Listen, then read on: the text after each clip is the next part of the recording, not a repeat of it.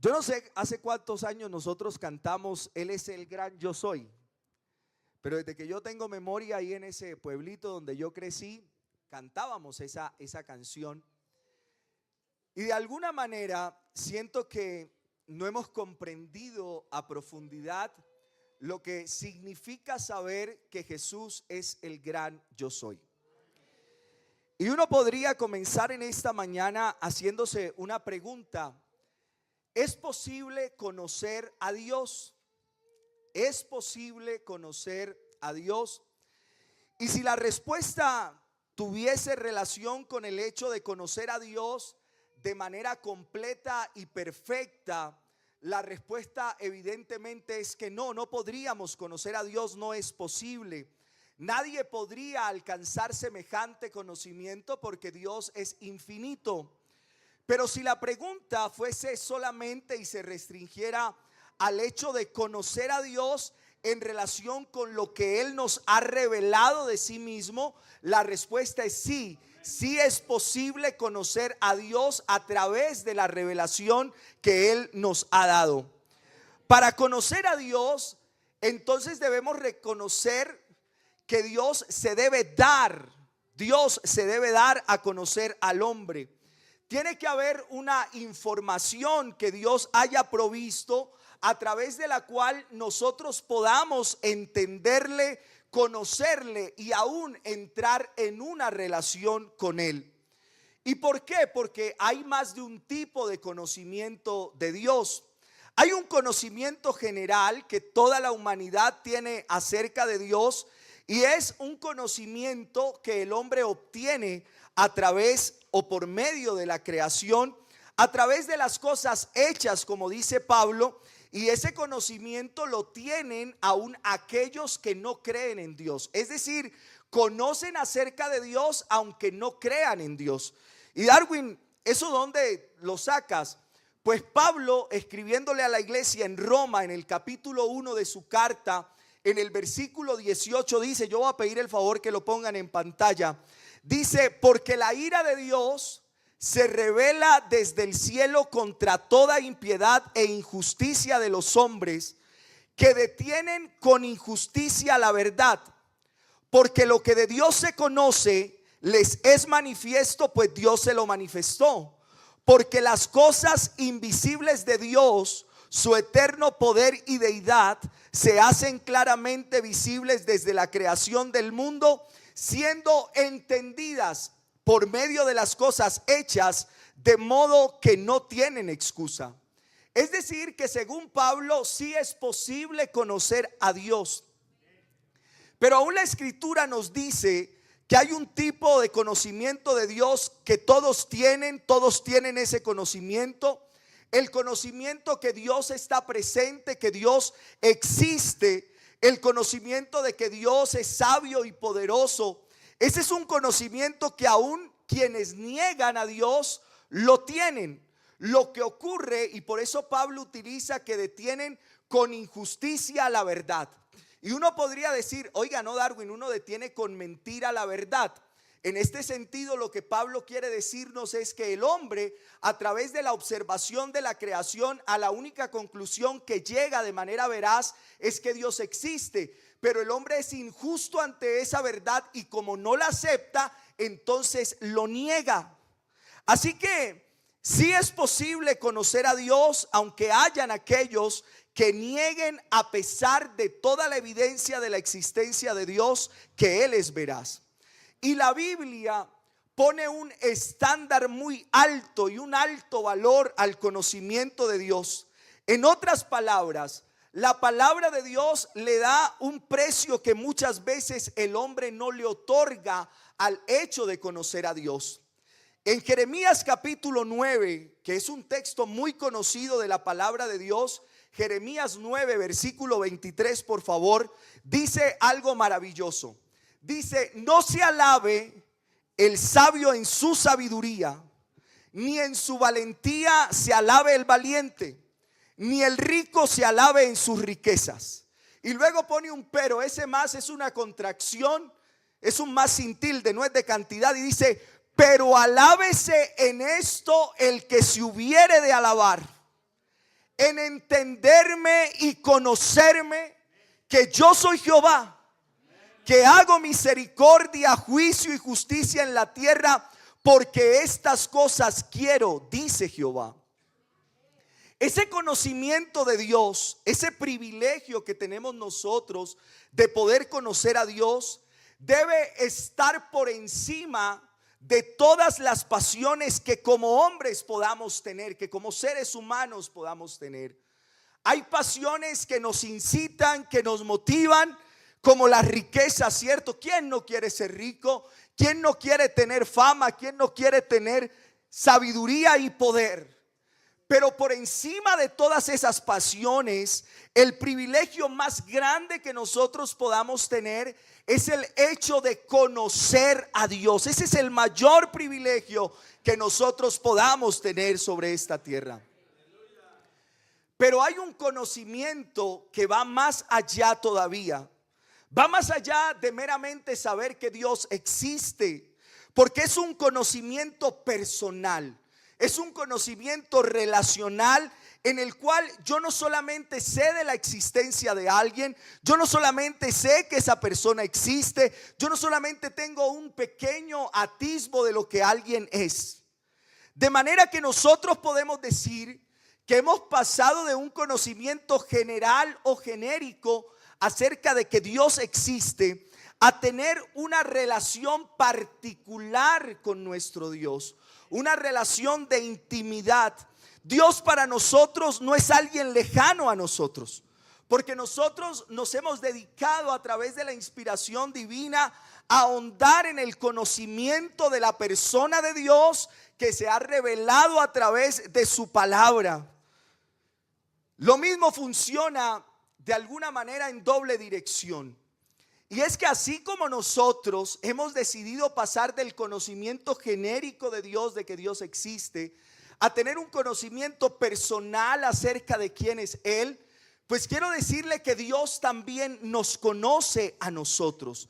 Porque Dios también tiene un conocimiento acerca de nosotros. Él tiene un conocimiento absoluto, total de toda su creación. Y Él nos conoce a todos.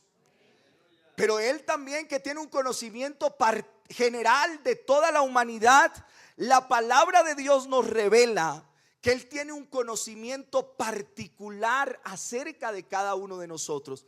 Es decir, que aunque es verdad que Él conoce a toda la humanidad, Él también de manera individual sabe quiénes somos cada uno de nosotros.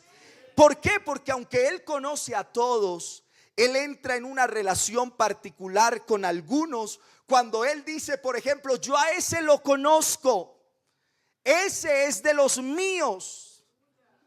Es decir, que Dios también en esa relación bidireccional, si pusiéramos flechas en esta mañana, entonces desde la posición donde estamos nosotros trazamos una flecha sobre el conocimiento que adquirimos de Dios. Entonces es una flecha hacia arriba.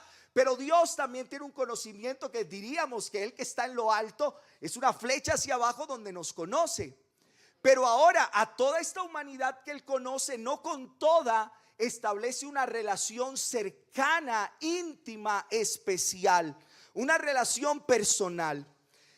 Y eso es lo que Cristo oraba en Juan capítulo 17 cuando Él decía, Juan capítulo 17, el verso 3, por favor. Y esta es la vida eterna, escuche bien, y esta es la vida eterna, que te conozcan a ti, el único Dios verdadero, y a Jesucristo a quien has enviado. Eso es lo que Cristo oraba en esa oración tan especial que Él hace.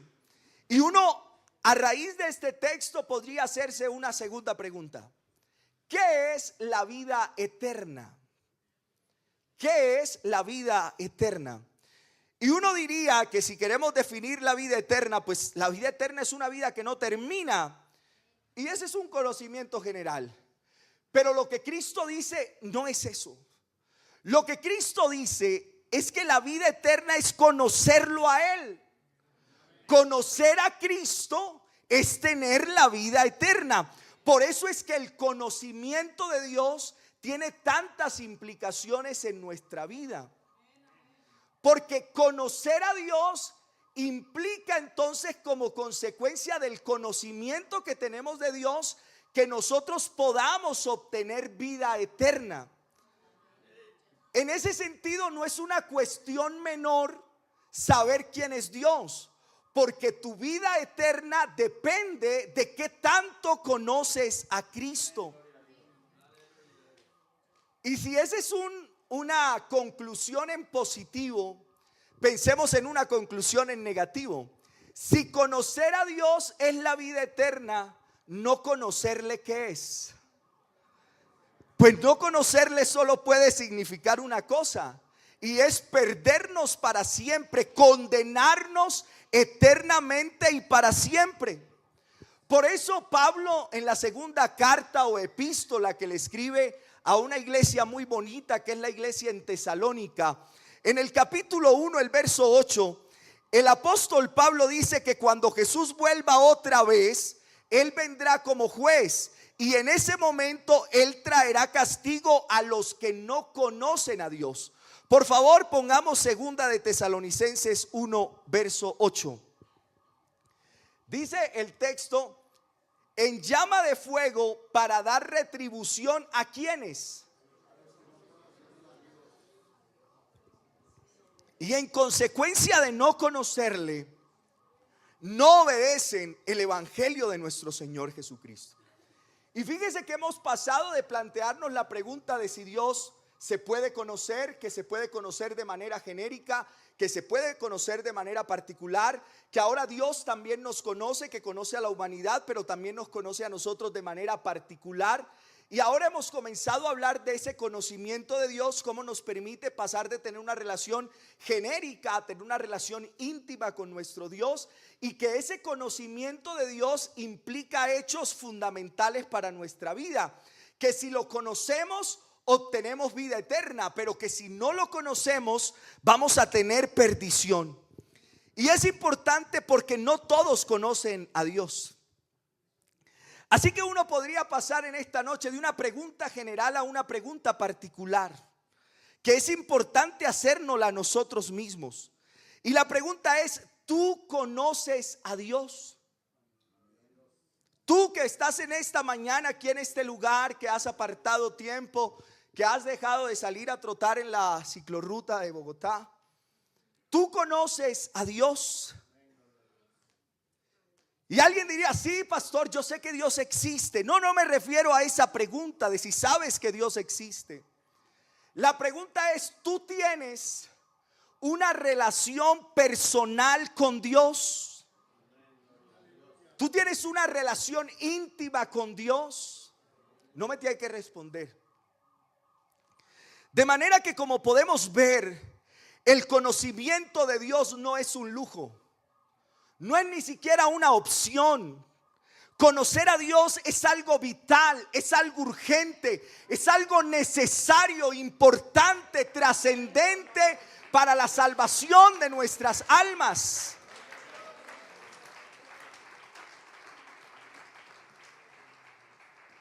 La palabra de Dios afirma cosas impactantes.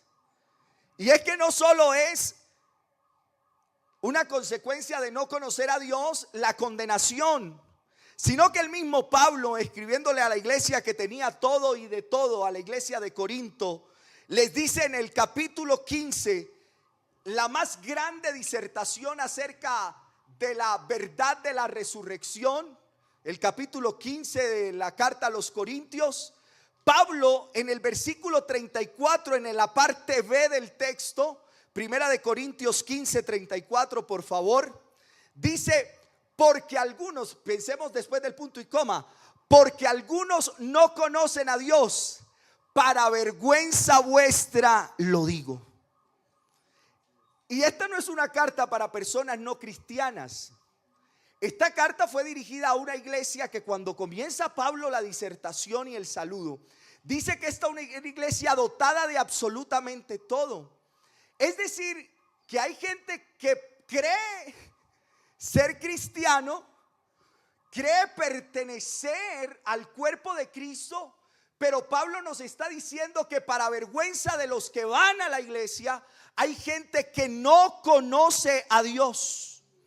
Y es vergonzoso para una iglesia que haya algunos que no conozcan a Dios. Así que, desarrollando el tema del conocimiento de Dios, quiero que veamos en primera instancia este conocimiento en relación con la revelación de Jesucristo. En otras palabras, lo que quisiera que usted se llevara en esta mañana es que para poder conocer a Dios hay que conocer a Jesucristo. Para poder conocer a Dios hay que conocer a Jesucristo.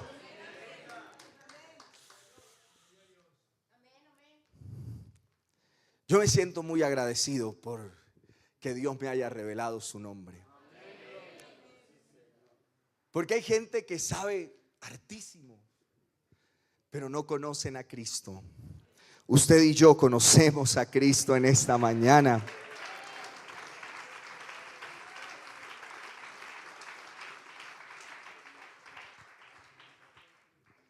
Y vayamos entonces a Éxodo 3, el texto que leímos, y que es una porción maravillosa de la palabra de Dios, que habla del encuentro que tuvo Moisés con el Señor.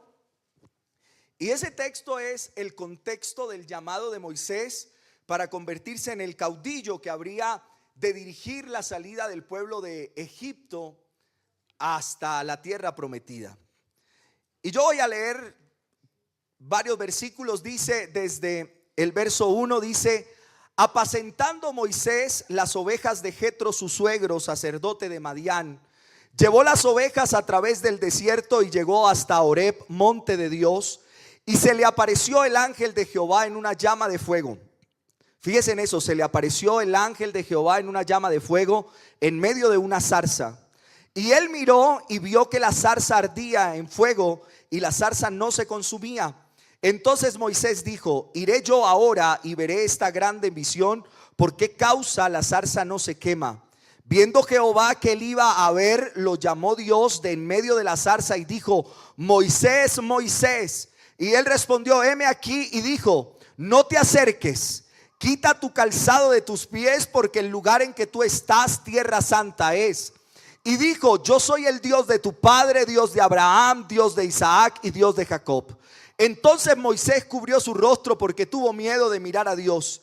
Dijo luego Jehová: bien he visto la aflicción de mi pueblo que está en Egipto, y he oído su clamor a causa de sus exactores, pues he conocido sus angustias y he descendido para librarlos de mano de los egipcios y sacarlos de aquella tierra a una tierra buena y ancha, a tierra que fluye leche y miel, a los lugares del cananeo, del eteo, del amorreo, del fereceo, del heveo y del jebuseo.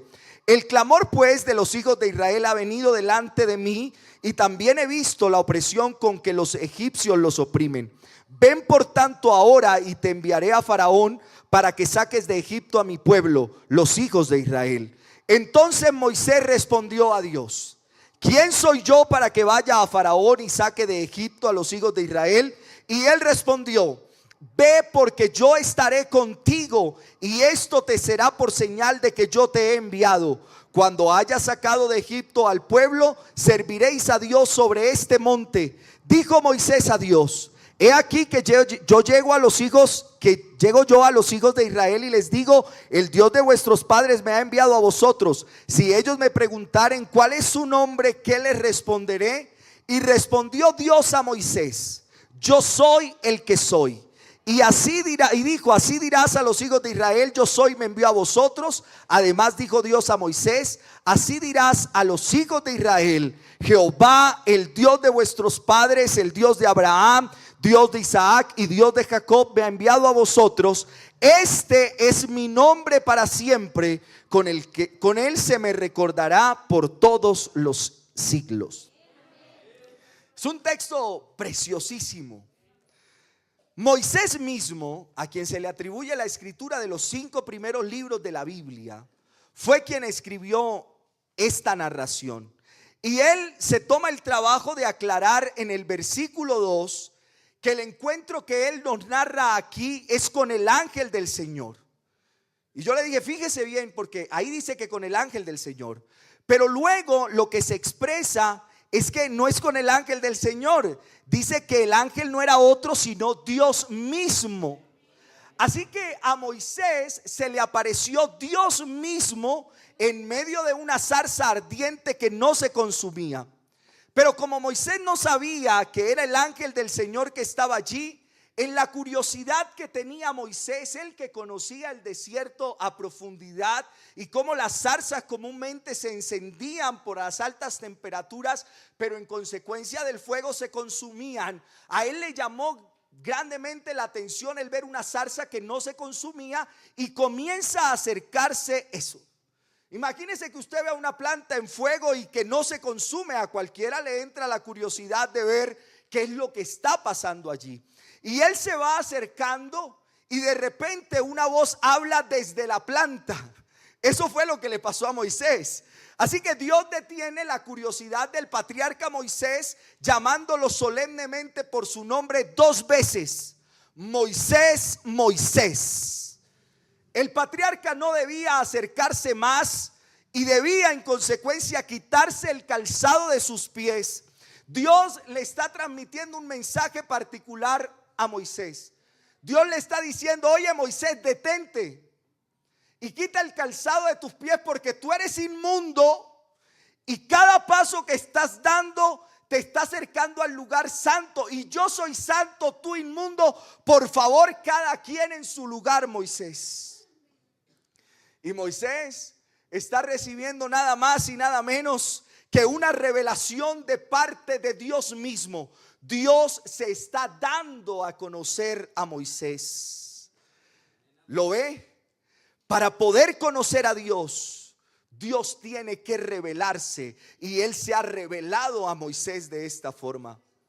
Hasta este momento, cuando Moisés se da cuenta de lo que está sucediendo, la curiosidad por ver qué era ese árbol que no se consumía por el fuego, ahora entonces se detiene y comienza a tener otro tipo de inquietudes, otro tipo de preguntas. Dice el texto que él cubrió su rostro porque tenía miedo de ver a Dios. Qué experiencia, ¿no? Qué maravilloso lo que le pasó a Moisés, poder ver esa manifestación de la gloria de Dios. Él entiende que está frente a la presencia de Dios y entiende que lo correcto en ese momento es cubrirse para no ver. Él estaba delante de Dios y Dios es digno de ser temido. Usted conoce un lado de la cara de Dios y Dios es amor, claro que sí. Pero frente a la presencia de Dios debemos nosotros manifestar un temor reverente por lo que Él es.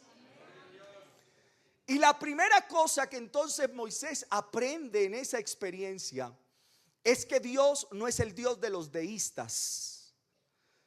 Los deístas, seguro usted ha visto muchos videos en Facebook y hay uno muy famoso, un argentino que hace videos muy interesantes. Los deístas afirman que Dios hizo el universo. Dios lo creó, lo puso a funcionar y luego lo dejó solo funcionando. Lo primero que aprende Moisés es algo que nosotros debemos tener claro. Dios es un Dios personal. Se presenta como un Dios que ve. Es un Dios que escucha. Es un Dios que interviene en nuestras vidas. El Dios que nosotros que hemos conocido no es un Dios aislado, lejano, colgado, incapaz de hablar, mudo, sordo. No, nuestro Dios no es así. Nuestro Dios es un Dios personal. Por eso en el versículo 7 le dice: ciertamente he visto la aflicción de mi pueblo que está en Egipto. Y eso para usted debe ser consolador, debe llenarlo de esperanza. Saber que ese Dios trascendente, ese Dios que hizo los cielos y la tierra, ese Dios que creó parte de su cuerpo, se interesa por usted. Nuestro Dios es un Dios que interviene en nuestras vidas. Él escucha lo que te está ocurriendo. Él siente lo que tú sientes. Él se identifica. Nuestro Dios se identifica con lo que nos sucede. Y Él dice: y he descendido, el clamor de los hijos de Israel ha llegado hasta mí, yo los escuché. Dios no es descrito como una fuerza impersonal, un rayo, un trueno. Él no es eso. Hay cosas que pueden ser impresionantes para los indígenas de la región de donde yo vengo, los Motilón Barí, la tierra del trueno. El faro del Catatumbo es una expresión de la deidad. Y aunque eso sea impresionante al punto de cuando yo hacía rural y fui a una brigada de salud, a uno de sus resguardos, me caí de la hamaca después de escuchar un trueno muy fuerte. Y aunque eso produzca miedo, eso no es una relación personal. Pero el Dios con el que Moisés está hablando no es así.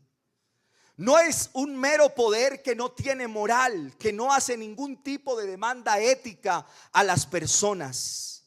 Este Dios es un Dios personal que interviene en la vida de la gente, y por eso a continuación Él va a darle los mandamientos a Moisés. Yo sé que las personas prefieren a un Dios que no ve nada, un Dios que no oye nada, que no habla nada, que no hace nada. Porque un Dios así, que no oye, que no habla, que no está pendiente de nada, pues no afecta la conciencia de nadie. Yo tengo un Dios, pero Él no interviene en mi vida. Yo puedo seguir haciendo lo que quiera. Es por eso que el hombre trata de negar la existencia de Dios, porque les agrada más un Dios que nada tiene que ver con ellos.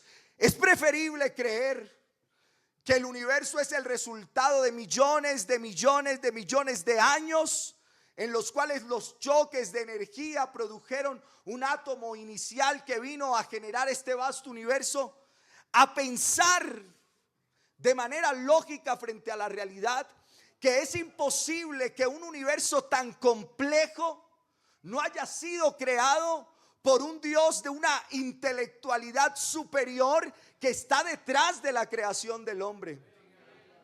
Uno de los argumentos de la apologética o de la defensa de la fe se llama el argumento teleológico.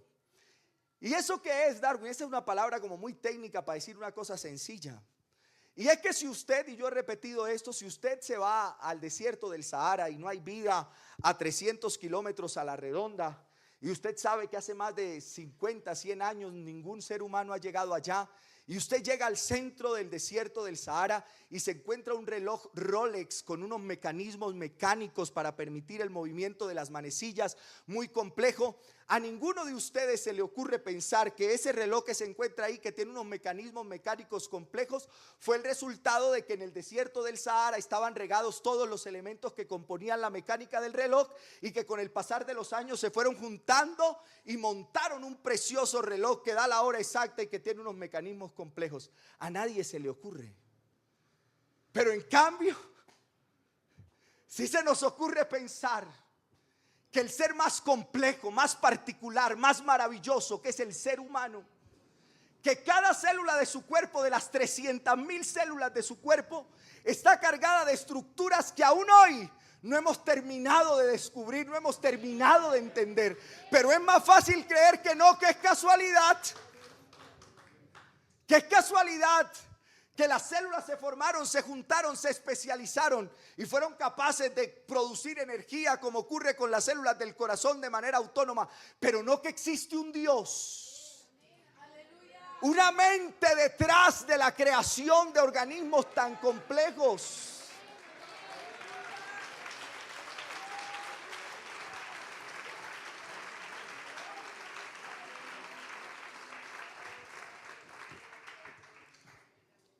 ¿Qué tipo de relación tenemos con el creador del universo? Esto no se hizo solo. Yo no tengo una relación con el poder de la gravedad o la fuerza, la aceleración de la gravedad. La fuerza de la gravedad no perdona mis pecados. Pero el Dios de las Escrituras se presenta a Moisés como un Dios personal, con una relación personal. Este Dios está hablando con Moisés. Y en este punto, sin embargo, el Dios de gloria le comunica a Moisés que Moisés es parte de la misión que él tiene para liberar a su pueblo de la esclavitud. Aquí como que la conversación cambia de tono, ¿no? Dice el versículo 10, ahora pues ven, te enviaré a Faraón para que saques a mi pueblo, los hijos de Israel. Lo que Moisés estaba experimentando y lo que Dios estaba pidiendo no cuadraba. Tú eres el Dios de nuestros padres, el Dios de gloria. Tú eres el Dios que puede manifestarse en una zarza ardiente que no se consume. Y me estás pidiendo a mí que vaya a liberar al pueblo. No te entiendo, Dios. ¿Por qué no vas tú? Pues tú eres el poderoso, ¿por qué no vas? Creo que eso es lo que yo hubiese dicho, ¿no? Señor, pues tú eres el poderoso. ¿Cómo me vas a mandar a mí a liberar al pueblo de Israel? Y de hecho después es esa la pregunta que le hace cuando le dice, ¿quién soy yo para ir a Faraón y sacar a los hijos de Israel de Egipto? ¿Quién soy yo? Un Dios así no iba a encontrar a nadie mejor que él mismo para hacer la obra de liberación del pueblo de Israel de Egipto. Pero él escogió a Moisés para usarlo como un instrumento en sus manos. Usted recuerda lo que sucedió con el profeta Isaías en el capítulo 6 de su libro, cuando al verse frente a la gloria de Dios se describió a sí mismo como un hombre de labios inmundos. Y él dice, entonces dije, ay de mí, que soy muerto, porque siendo hombre inmundo de labios y habitando en medio de pueblo que tiene labios inmundos, han visto mis ojos al Rey Jehová de los ejércitos. Ellos hablaban así de sus encuentros con Dios, con el dueño del universo. Y hoy nosotros en ocasiones hablamos de nuestros encuentros con Dios, el Dios del universo, y parece que hemos perdido el asombro. Hemos perdido el asombro ante semejante privilegio. Pero estar en la presencia de Dios, encontrarnos en un momento determinado con Dios, es el evento más maravilloso y enriquecedor que nos pueda ocurrir. No solo porque conocemos más de Él, sino porque también aprendemos a conocernos más a nosotros mismos. Moisés, cuando se encontró con Dios, vio su debilidad y su indignidad. Isaías vio la suciedad de sus labios. Nunca sabremos quiénes somos realmente nosotros hasta que estemos en la misma presencia de Dios, cuando en intimidad nos encontramos con Él y Dios nos revela quiénes somos. Y ante esa nueva percepción acerca de sí mismo, Moisés ve su incapacidad para cumplir la encomienda que él recibe, pero Dios no le responde su pregunta. Dios le promete estar con él. Era como si él le preguntara quién soy yo. Él no le responde quién es él. Dios le dice, oiga Moisés, no se apure, no importa quién sea usted. Oiga, présteme atención a esto. Moisés le pregunta, ¿quién soy yo, Dios? Y Dios le responde, oye Moisés, esa pregunta te la respondo después. Yo te voy a responder, es que yo voy a estar contigo. Moisés, yo voy a estar contigo.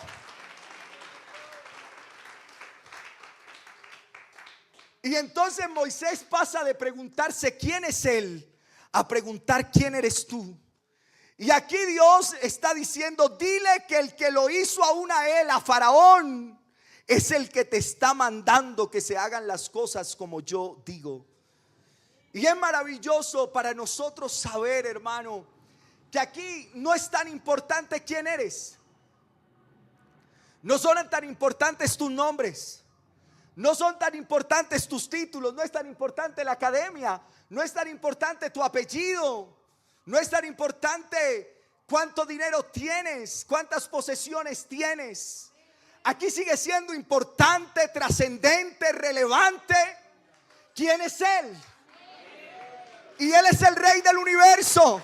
Él es el todopoderoso. Él es el eterno, el excelso, el sublime, el inmortal. No hay otro como Él.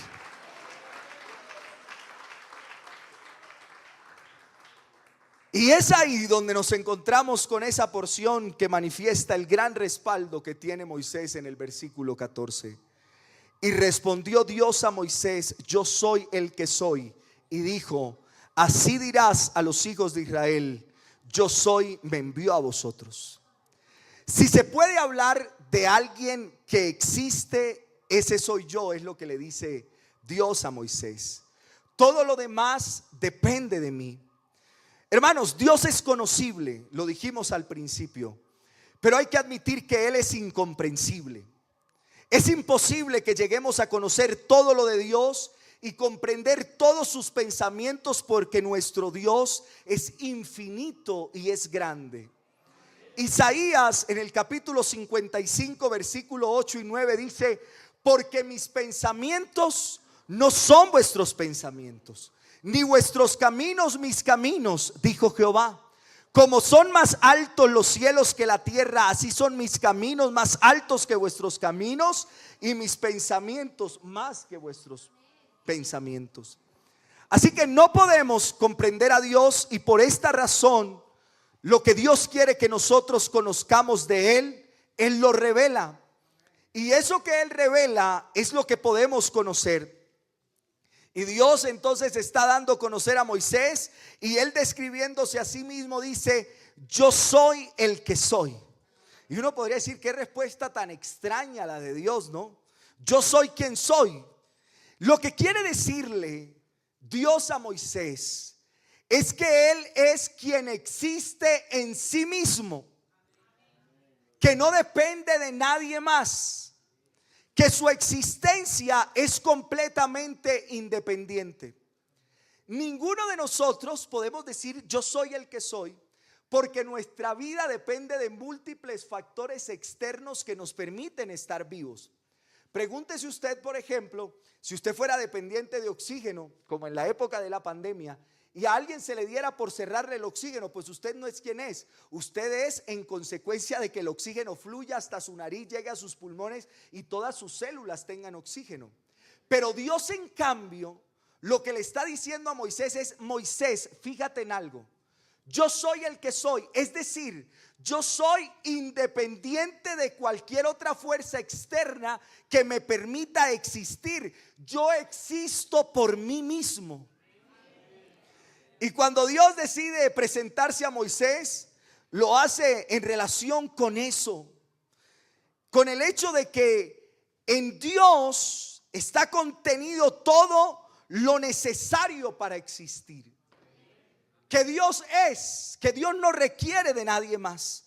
Él es el único en su ser. Él existe en su propio poder. Nosotros no, nada ni nadie causó la existencia de Dios. La nuestra tiene una causa, tiene un principio, tiene una fecha de caducidad. Nosotros somos el efecto, Dios es la causa. Ninguno de nosotros es autoexistente. Todos tenemos papá y mamá. Nuestro Dios no. Ningún objeto es autoexistente. Puede ser un vehículo, puede ser absolutamente cualquier electrodoméstico, pero todos tienen una causa anterior. Dios no es un efecto. Él existe por sí mismo. Él no existe por una causa externa. Por esa razón,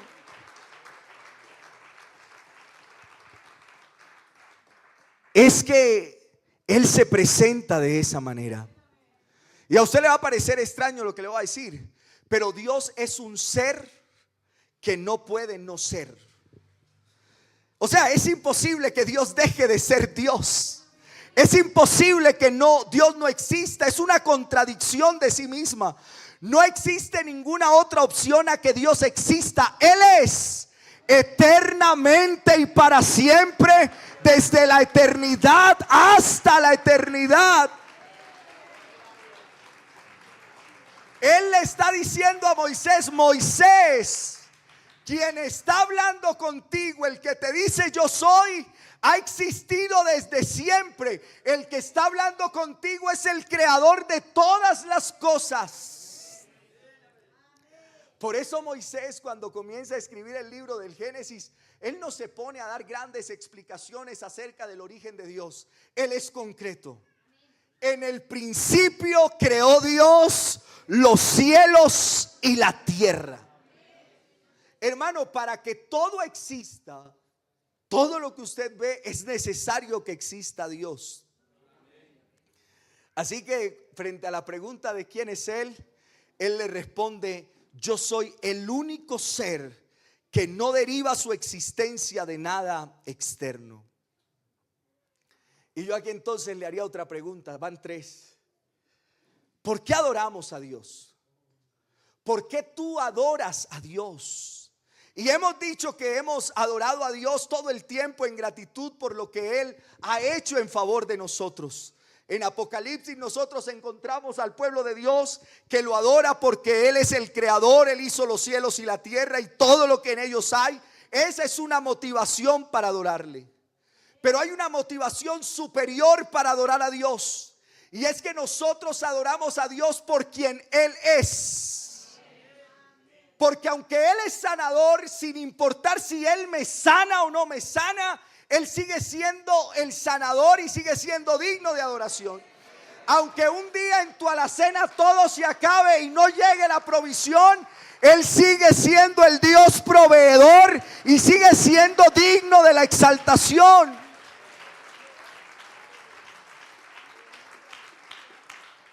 Hermano, cuando nosotros vemos quién es Dios, cuando nosotros reconocemos quién es Él, debemos terminar sobrecogidos por la gloria de Dios y no podemos más que llenar nuestros pulmones de aire, postrarnos ante su presencia y adorarlo, porque Él es el ser más perfecto, más sublime. No hay otro como Él.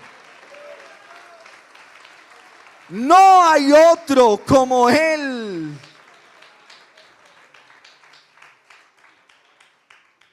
¿Ustedes creen que el Dios que hizo el universo es un Dios pequeño? No, hermano.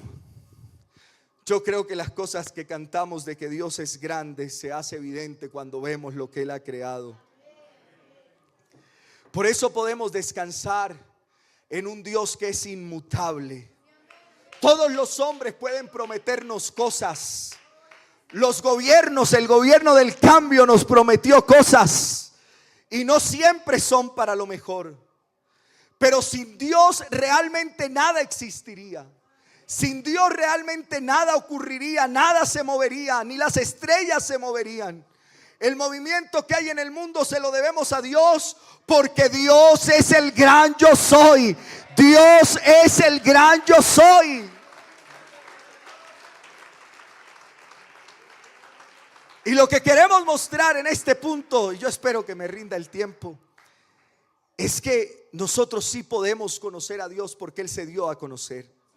Y para que pudiéramos entrar en ese conocimiento especial, en una relación con Dios mismo, Él reveló lo que Él iba a hacer en favor de nosotros. Isaías capítulo 9 dice: porque un niño nos es nacido, hijo nos es dado, y el principado sobre su hombro, y se llamará su nombre admirable, consejero, Dios fuerte, Padre eterno, príncipe de paz. A través de Jesús, a través de la manifestación en carne de Jesús, hermano, es maravilloso el misterio que Pablo le dice a Timoteo. Indiscutiblemente grande es el misterio de la piedad. Y yo quisiera que usted en este momento dejara volar su imaginación, ampliara su mente. Este Dios que los profetas intentarlo describirle dicen que el cielo es su trono y que la tierra es el estrado de sus pies, que el agua del vasto universo la acumula en la palma de su mano, que el polvo de la tierra lo junta con 3 dedos. Este Dios inmenso, infinito, que no tiene principio, que no tiene final,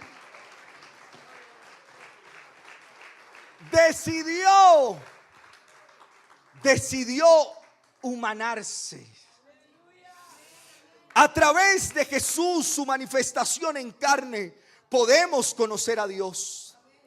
Yo les decía que para poder conocer a Dios, Dios tiene que revelarse. Pues la forma para entrar en ese conocimiento especial con Dios es a través de esa revelación especial en Jesucristo. Juan capítulo 1, el verso 18 dice: a Dios nadie le vio jamás, pero el unigénito Hijo que está en el seno del Padre, Él le ha dado a conocer. Cristo decía en Mateo 11:27: todas las cosas me fueron entregadas por mi Padre, y nadie conoce al Hijo sino el Padre, ni al Padre conoce a alguno sino al Hijo, y aquel a quien el Hijo lo quiere revelar. Entonces, después de esta larga disertación, el punto es que el conocimiento que nosotros podemos obtener de Dios es a través de la persona de Cristo. Es el conocimiento salvífico del cual Jesús oró en Juan 17. Juan 17:3: y esta es la vida eterna, que te conozcan a ti, el único Dios verdadero, y a Jesucristo a quien has enviado. Por eso es que Cristo decía algo que de pronto usted no ha entendido y hoy lo va a entender.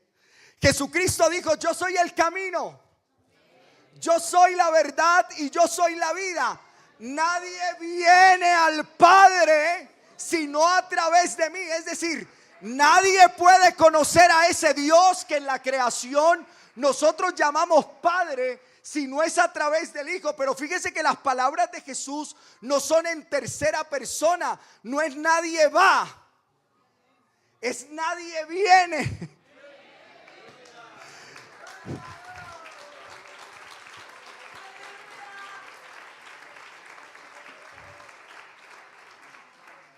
Oiga, y entonces Felipe le dijo: oye, bueno, muéstranos al Padre y nos basta. Y Jesús le dijo: tanto tiempo hace que estoy con vosotros y no me has conocido, Felipe. El que me ha visto a mí, ha visto al Padre.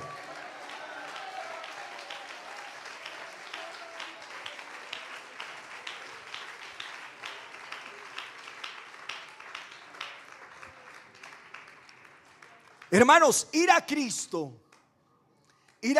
nos permite entrar en ese conocimiento del glorioso Dios. Dios es conocible. El Dios de gloria se ha dado a conocer. Y para que lo podamos conocer, entonces Él nos ha permitido conocerle personalmente. Él se hizo carne. Él es Emanuel.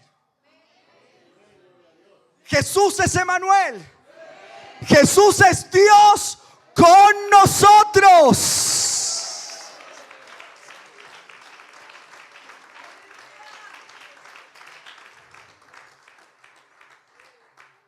Hermanos, el conocimiento de Jesús, por lo cual conocemos a Dios, es importante. Así como Dios se manifestó a Moisés, Jesús se nos manifestó a nosotros y nos dice quién es Él. Esa es la manera de conocerle. No crea un Cristo a nuestra imaginación. Jesús, cuando viene y transita las tierras áridas de Israel, no permitió que usted se creara a su propia imaginación un Dios. No. Él se tomó el trabajo de revelar lo que Él quería que usted supiera acerca de Él. ¿Y cómo conocemos a Jesús? Recuerda, pasamos de cómo conocer a Dios, que lo conocemos a través de su manifestación en carne, que es Cristo. Pero ahora la pregunta es: ¿cómo conocemos a Cristo? Cuando el apóstol Juan escribe el evangelio, lo escribe para que las personas conozcan a Jesús, crean en Jesús. Y entonces él utiliza varios recursos para lograr esto. Uno de los recursos que utiliza Juan es el narrar los milagros de Cristo, y los llama señales que apuntan a quién es Cristo. O sea que cuando Jesús hace el cambio del agua en vino, eso es una revelación, una señal. Juan 2:11 dice: este principio de señales hizo Jesús en Caná de Galilea y manifestó su gloria, y sus discípulos creyeron en él. ¿Qué hizo Jesús? Mostrar señales que cuando la gente observara lo que él hacía, la gente pudiera decir: esta señal que él ha hecho solo la puede hacer Dios. En consecuencia, si solo Dios puede hacer determinada cosa, entonces Jesús es Dios.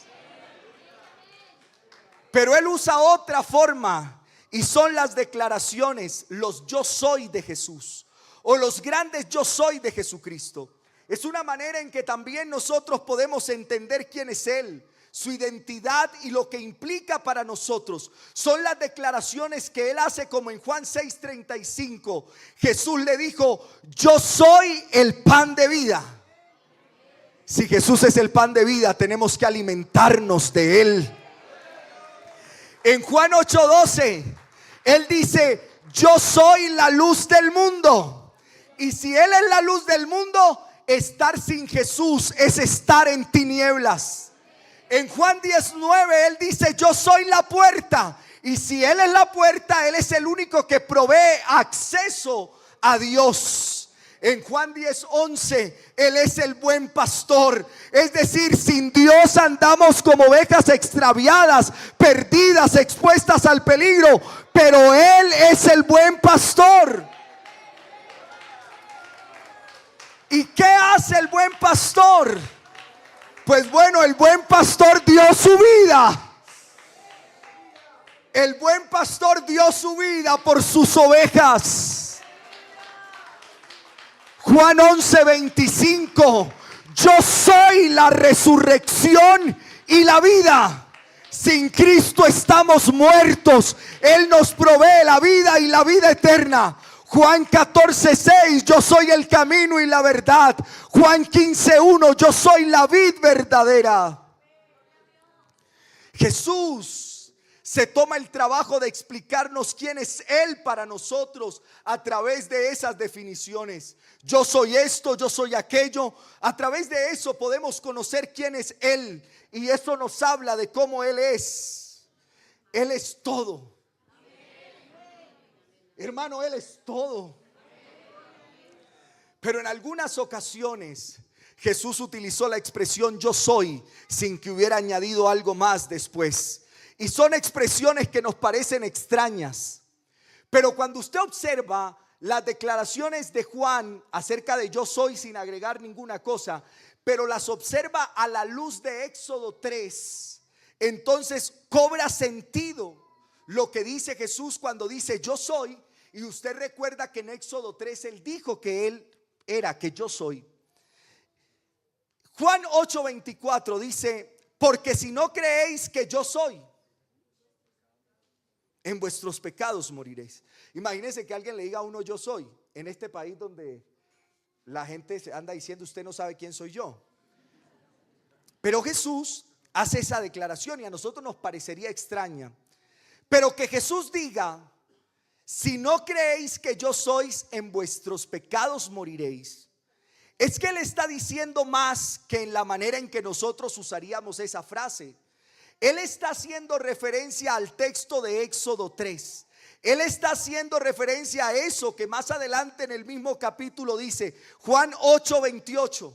Dice: entonces conoceréis que yo soy. Y en el mismo capítulo, en el verso 58 dice: Jesús les dijo: de cierto os digo, antes de que Abraham fuere, ¿qué dice? Yo soy. ¿Y qué es lo que esperaría que dijera? Pues antes de que Abraham naciera, yo era. Yo existía, yo estaba ahí, pero dice yo soy. Y Él entonces nos quiere comunicar algo. En el capítulo 18 del Evangelio de Juan, cuando lo van a buscar preso, recuerden que él va con sus discípulos y Judas va con los soldados, y dice en el versículo 5: le respondieron a Jesús Nazareno. Jesús les dijo: yo soy. Y estaba también con ellos Judas, el que le entregaba. Y el versículo 6 dice: cuando les dijo yo soy, retrocedieron y cayeron a tierra. ¿Cuándo dice el texto que ocurrió que cayeron a tierra? Cuando él dijo yo soy. Y el verso 8 del mismo capítulo dice: respondió Jesús: os he dicho que yo soy, pues si me buscáis a mí, dejad ir a estos. Y hay un énfasis en el yo soy, y hay una manera en las traducciones en las cuales uno puede hablar que algo existe. Yo soy, es decir, yo soy utilizando el pronombre, utilizando el verbo. Sí, por ejemplo, yo canto, o puedo decir soy cantor, ¿cierto? No utilizo el pronombre, sino que utilizo la actividad o el verbo conjugado en relación con la persona que está haciendo la actividad, ¿cierto? Así hablamos nosotros. pero en ocasiones uno puede decir yo soy. Pero ¿qué estaba queriendo decir en este texto? Porque hay un énfasis que se quiere dar, y cada vez que Jesús hace estas declaraciones de yo soy tal cosa o simplemente yo soy, entonces Él está mostrándonos algo que es el núcleo de lo que yo quiero traerle en esta mañana. Y es que cuando Él afirma que Él es, Él lo que quiere hacer es que la persona que lo escucha entienda que Él que está hablando allí en ese momento es el mismo Dios que se manifestó a Moisés en la zarza y dijo yo soy. Lo que le está diciendo Él a las personas que lo escuchan cuando Él transitó por esta tierra es lo mismo que quiso decirle a Moisés Dios. Yo tengo mi existencia en mí mismo. Yo no dependo de nadie. Eso es lo que el Señor Jesucristo está queriéndoles decir. Yo soy el creador. Yo te hice a ti, yo te conozco. Yo conozco a todas mis criaturas. Yo no me desentiendo de la creación. Jesús, hermano, nuestro Dios sí está sentado en las alturas. Pero Él también está en esta mañana aquí en medio de nosotros. Él conoce al dedillo cada una de nuestras vidas. Él nos sostiene. Él es el que nos hizo. Lo que está tratando de decirles Jesús cuando les dice yo soy es entiendan. Yo no soy un segundo. Yo no soy alguien que llegó a ser. Yo soy el mismo Dios que hizo el universo, que creó los cielos y la tierra, que se le manifestó a Moisés en una zarza. Pero que ahora estoy presente. Isaías 43:10, y voy cerrando, dice: vosotros sois mis testigos, dice Jehová, y mi siervo que yo escogí para que me conozcáis y creáis y entendáis que yo mismo soy. Antes de mí no fue formado Dios, ni lo será después de mí. Así que aunque la gente quiera decir que algo es Dios, que se inventen distintas formas para mostrar su deidad, lo que Dios está manifestando en esta mañana es que no hay ningún otro Dios fuera de Él. Él es el único y verdadero Dios. Y entonces nosotros nos encontramos a Jesús diciendo en el Nuevo Testamento que Él es Dios. Dice Isaías 44:8, haga personal estas palabras: no temáis ni os amedrentéis. No te lo hice oír desde la antigüedad y te lo dije. Luego vosotros sois mis testigos. No hay Dios sino yo. No hay fuerte, no conozco ninguno. Hermano, yo quiero decirle que Dios es uno y es único. Y el nombre de Dios se llama Jesucristo, porque en ningún otro hay salvación, porque no hay otro nombre bajo el cielo dado a los hombres en que podamos ser salvos. No es ni siquiera que Dios diga que hay otros de menos categoría. No es que Dios esté diciendo que hay otros dioses. No. Él lo que está diciendo es que no hay más. Hermano, no hay ningún otro Dios. Y cuando vemos las declaraciones que Jesús hace de sí mismo, le vemos identificarse exactamente como lo hace el Dios del Antiguo Testamento. ¿Por qué? Alguien preguntará, bueno, ¿y Jesús en el Antiguo Testamento? Yo se lo vengo a presentar. Porque Él, Jesús, es el Dios que leemos en el Antiguo Testamento, quien se le apareció a Moisés. Todo lo que leemos en Isaías, todas esas declaraciones hablan de Jesús. Él es el único. Jesús es el gran yo soy. Jesús no le debe su existencia a nadie. Por eso la canción que cantábamos en esta mañana tiene todo el sentido. A Él no lo mataron.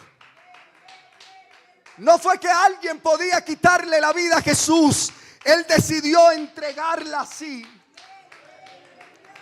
Juan 19:10 dice: entonces le dijo Pilato, ¿a mí no me hablas?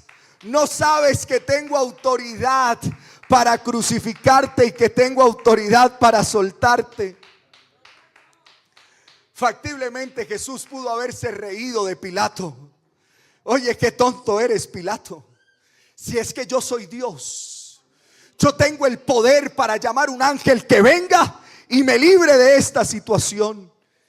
Y es maravilloso pensarlo, hermano. Haga lo propio.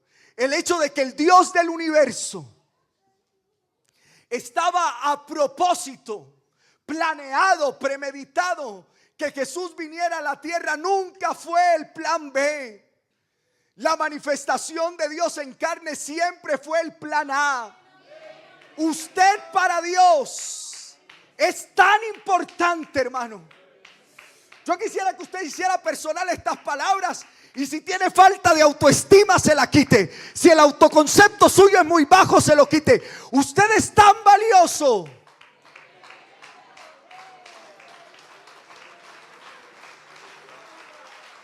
Usted es tan valioso que el Dios eterno decidió voluntariamente venir a morir por usted. En el mundo hay gente famosa. Hay gente que son más conocidas que otras, pero el que sean famosos no los hace importantes, pero la gente los trata así. En el mundo hay gente verdaderamente importante porque son útiles y de beneficio. Cuando nosotros estamos hablando de Jesús, no estamos hablando de una persona famosa. Ni siquiera estamos tratando de hablar de un personaje importante y útil. Nosotros cuando hablamos de Jesús, estamos diciendo que Jesús es Dios. Y si Jesús es Dios, no puede haber nadie más importante que Él. No podemos poner ninguna relación humana por encima de la relación que tenemos con Jesús. Hermano, Jesús no está diciendo que Él tiene una relación cercana con Dios. Jesús no está diciendo que Él es un profeta de Dios como algunos dicen. No, no y no. Jesús no está diciendo que Él es un buen maestro, que Él es un buen tipo. Lo que Jesús está diciendo, y quiere recordártelo en esta mañana, Jesús está diciendo: yo soy Dios. Yo soy Dios.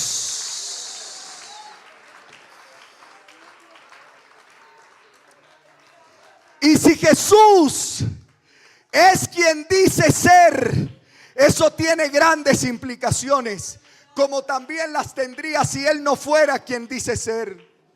Si Él no fuera quien dice ser, Él no podría ser el buen pastor, no podría alimentarnos espiritualmente y ser el beneficio duradero para nosotros.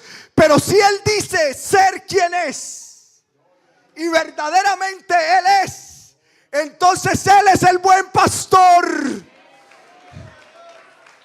Y si Él es el buen pastor, Él dice: ¿quién nos arrebatará de su mano?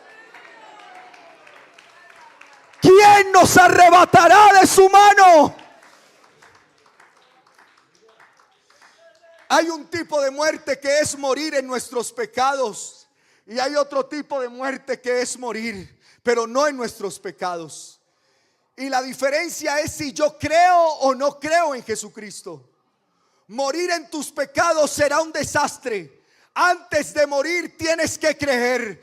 Juan 3:14 dice: y como Moisés levantó la serpiente en el desierto, así es necesario que el Hijo del Hombre sea levantado, para que todo aquel que en él cree no se pierda, mas tenga vida eterna. Tienes que creer en Jesucristo, tienes que ampararte en Él, tienes que refugiarte en Él, tienes que venir a Él, porque solo Cristo te puede salvar.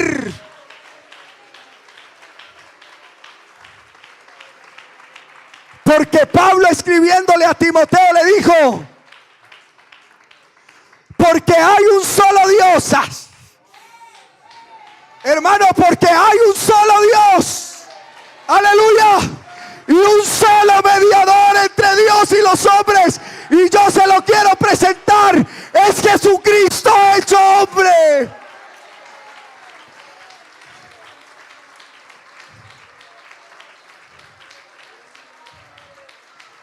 Hay un solo Dios y hay un solo Salvador, hermano. No te podrás salvar en ningún otro. No hay Salvador fuera de Cristo. Y entonces en el Nuevo Testamento dice que Jesús es el Salvador, porque Él es el que perdona nuestros pecados. Este es Jesús, la piedra reprobada por los edificadores, la cual ha venido a ser cabeza del ángulo. Y yo quiero decir a modo de conclusión: y en ningún otro hay salvación, porque no hay otro nombre bajo el cielo dado a los hombres en quien podamos ser salvos. Tienes que creer en Jesús. Póngase en pie en esta mañana. En Jesús tenemos todo lo que necesitamos. Nuestro Jesús es el pan de vida. Nuestro Jesús es la luz del mundo. Nuestro Jesús es el buen pastor. Nuestro Jesús es la resurrección y la vida. Nuestro Jesús es el camino, es la verdad y soy la vida. Y cuando llegamos al Apocalipsis, oh, qué maravilloso será encontrarnos con Cristo y verlo cuando diga: yo soy el alfa y la omega, el principio y el fin, el primero y el último. No hay otro. Estamos en el verdadero, en su Hijo Jesucristo. Este es el verdadero Dios y la vida eterna. Aleluya. Yo quisiera invitar a alguien que quisiera encontrarse con Jesucristo en esta mañana. Alguien que quisiera venir a conocer al verdadero Dios, al Dios del Éxodo, pero que a través de Jesús nosotros lo hemos conocido. En esta mañana hay salvación, hay perdón de pecados, hay restauración, hay Espíritu Santo, hay vida en este lugar. Yo quiero invitar a alguien que venga en esta mañana. Alguien que diga: Darwin, me han hablado de Cristo, pero no lo he experimentado. Pues yo quiero decirle que aquí está Jesús en esta mañana.